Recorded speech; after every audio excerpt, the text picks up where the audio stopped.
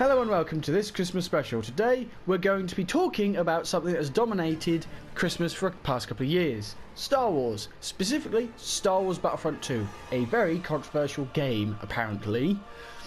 And by we, I mean I'm here with my friend Drunk Dragon. Say hello. Hello, you fuckers. He's not very polite. Anyway, let's get to it. So, let's get into the controversial mess. So to begin, the game is made of several modes: the infamous campaign, the slightly popular arcade, and the reason why we're here, multiplayer. To begin, the campaign is short but predictable, however it is relatable, and it does well in delving into the psyche of an Imperial faced with that impossible choice: face death or save yourself. In my opinion, the campaign was a little bit too short, and most of the time it felt like a shooting gallery, to be honest with you. Now, arcade, it offers a challenge in single player, good fun in versus, and more is to be had in the co-op, but it doesn't link into the multiplayer. FYI EA, we actually wanted arcade and MP to be the same. Private session or open, doesn't really matter. Oh well, not much I can do about that though. My opinion on the arcade, well, yeah, it's essentially the same as the story. Basically a shooting gallery. Now, multiplayer consists of 5 game modes: Blast, Strike, Heroes vs Villains, Galactic, and Starfighter Conquest. Blast is COD deathmatch, no heroes, vehicles, or reinforcements. Heroes and Villains, what we're playing on screen right now, is what it says on the tin. But to gain points, one of the players is made the target on both teams. Heroes have to protect their target and kill the villain marked out. And vice versa, so things have to kill someone. Galactic Conquest, the sort of thing we were doing before, is a mission where one team have to achieve a goal while the other has to wipe them out, but with heroes, vehicles and reinforcements. Okay, basically Strike is mini Galactic Conquest, but with only reinforcements.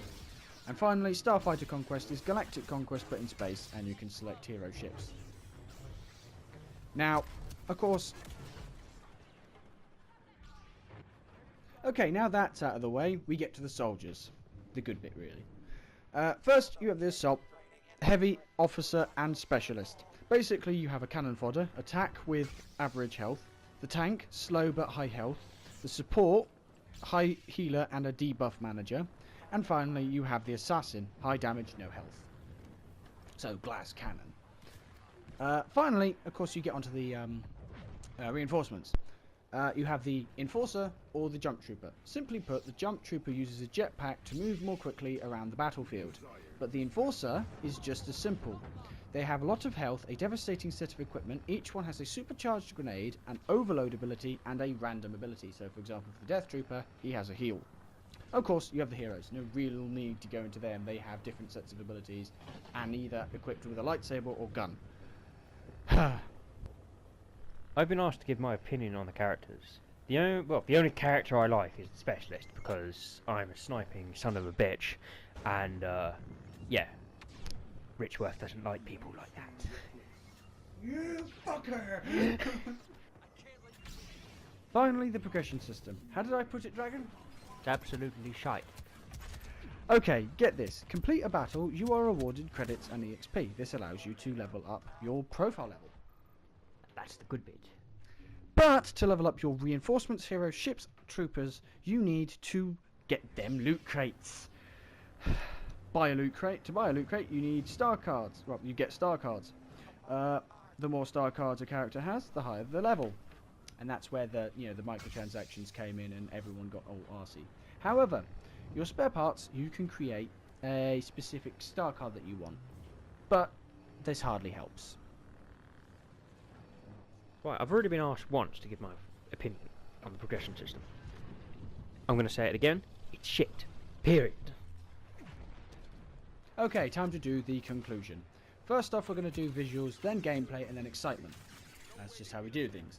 Okay, to start off with the visuals. The game looks great. I mean, look at Camino. It looks absolutely amazing. And also, you know, lightsaber combat and the freaking exchange of blast fire. That's fun as hell.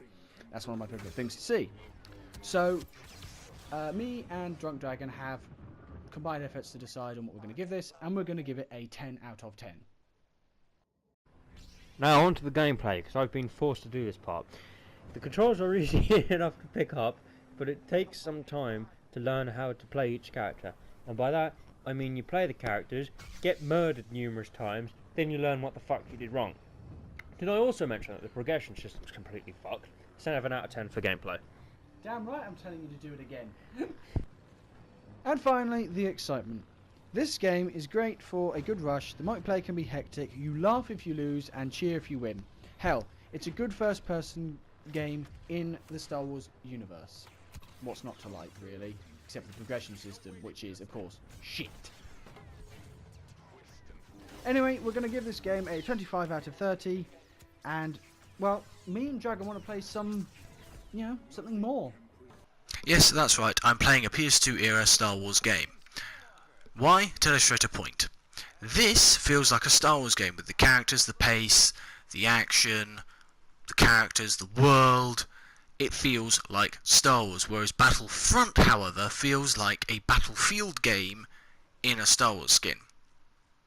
Yeah, you can have all the characters you want, all the classes you want, as many features as the audience wants, but in the end, it just feels like a Battlefield game. Really, there's not much else you can say about that, really. It hasn't got the soul of Star Wars, really. So, but anyway, enough about that. Enjoy your Star Wars, whether it's a video game, a film, or a novel, and have a Merry Christmas. See you next year.